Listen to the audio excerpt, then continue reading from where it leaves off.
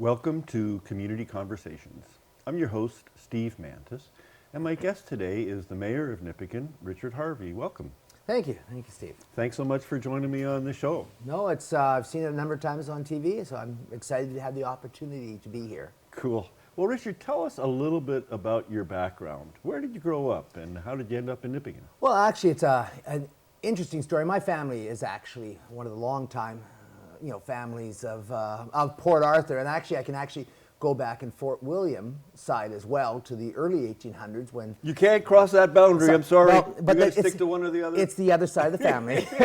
They were here back in the early 1800s at the actual Fort William. No kidding. But then returned up. My mother's grandfather returned back up to this area in the late 1800s. And so we've been here ever since. And so both my parents are from here. I was born in Port Arthur. Yes, I was born in Port Arthur. I'm very proud of that fact. And I point out I was not born in Thunder Bay, I was born in Port Arthur. That's I grew up with all the stories of, skating rinks made of skim milk and all of that type of stuff and the competition. But one of the things that happened is my father had gone off to medical school. My mother was a nurse and a midwife, and that was back in the days when midwives were not in Canada. She'd actually had to go to the States and had worked in the States in Detroit as a midwife down there to do that stuff.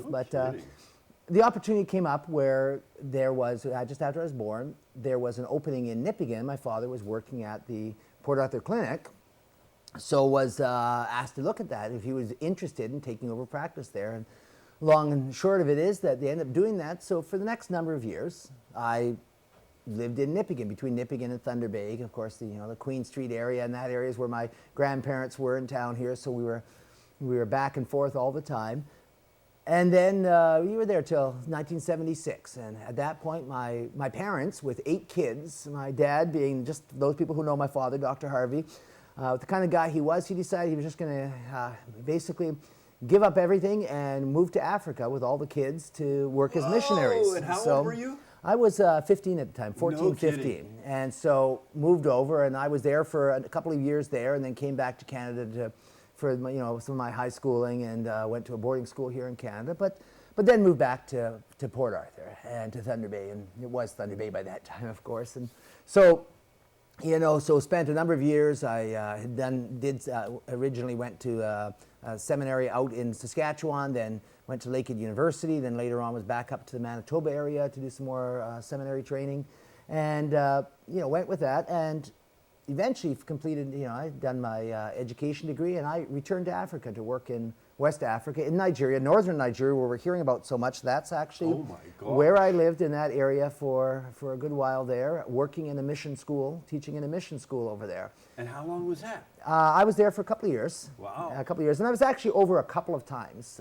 But the last time when I was teaching in northern Nigeria, it was just there for just over a year. And then, just a lot of different things. Came back to Canada, ended up working in Manitoba and stuff like that. And eventually married love of my life, Judy, who's from Schreiber.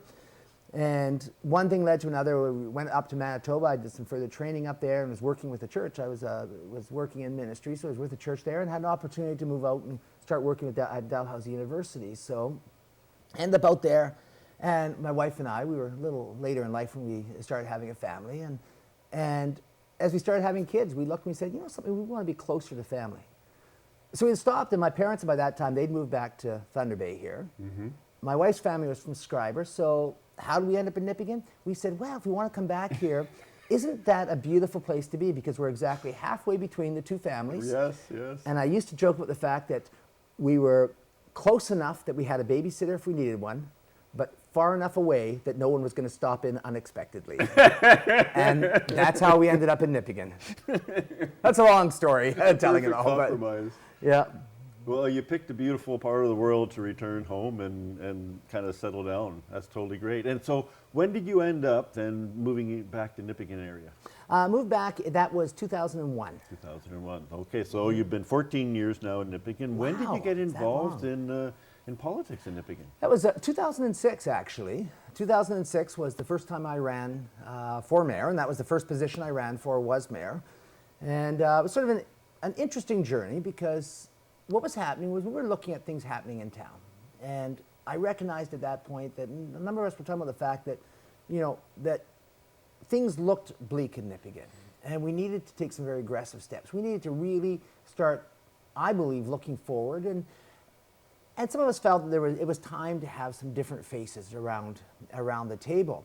And in discussion with a few different people, I was looking at running for council, and instead I was talked into running as mayor, and it'd only been there for like 3 or 4 years at that point, and a lot of people didn't know me, and it was actually interesting as well at that time, because you'll remember that for many years I had the long ponytail, and that's, people knew me. I was a musician at the time, and they sort of knew me as this long-haired musician in town, and all of a sudden I was running for mayor, and ran a very successful campaign, and was elected as mayor with almost an entirely new council. So we stepped in with a brand new council, and there were a number of things I ran on. I was big issues for me, and this is exciting because some of the things that we've seen even being accomplished.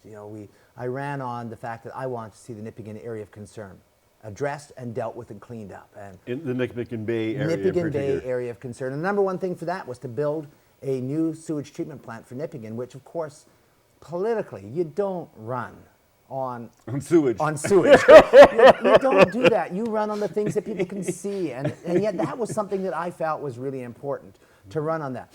Another thing that I was really excited about was the opportunities that could present themselves with this proposal. At that time it was just being talked about the Lake Superior National Marine Conservation Area.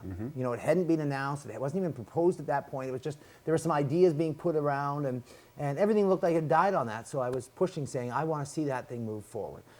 But the other big thing that a number of us were recognizing throughout Northwestern Ontario is the importance of diversification of our economies. Because we were a community, and Nipigon is one of Ontario's oldest communities. I mean, a lot of people don't realize that just how long we've been around, for over 300 years as a community. Wow. And it's always been changing in that, but we've become very much just a forestry-based community. Yep. And so we were saying we need to diversify, because our comment was the mill won't last forever. We had the Norampak mill in Red Rock and Multiply in Nipigon. And so we ran on those things. We moved forward, and we were successful, and we came up with a new, I think, young, council of people that wanted to do things, that wanted to accomplish stuff. Challenge came up right away, of course, because within 2 weeks of the election, Norampak shut down permanently, and within what would that have been, 4 months, the Nipigon mill burnt to the ground. Burnt for 2 weeks, which, and so we lost our entire industrial base, and it was a tough time, but it was interesting being involved in that during that period and that time. No kidding. Welcome to politics. Well, that's exactly right. And it truly was baptism by fire in this situation. There you go. As the Multiply mill burns. Yeah, that's exactly right. Hang on there. We have to take a short break. Please stay with us. We'll be right back.